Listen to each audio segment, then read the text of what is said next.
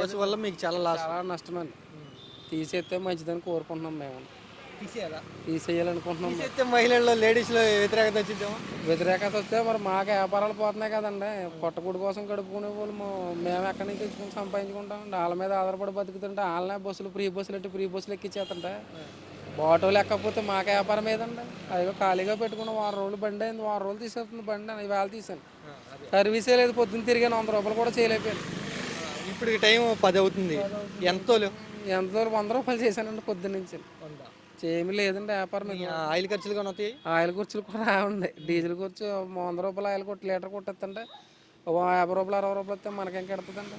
సరే, free bus పథకం ఎలాగో పెట్టేశారు. మీ ఆటో వాళ్ళు ఏమనుకుంటున్నారు? మనకేం చేస్తే బాగుండిద్ది అని అనుకుంటున్నారు? ఏమనుకుంటున్నారు అంటే నెలకు వచ్చేటప్పటికి మాకు ఫ్రీ బస్సులు ఎలాగ పెట్టారు కాబట్టి ఆటో కూడా ఫ్రీగా పెట్టుకుంటే బాగుందని అనుకుంటున్నారు అందరూ.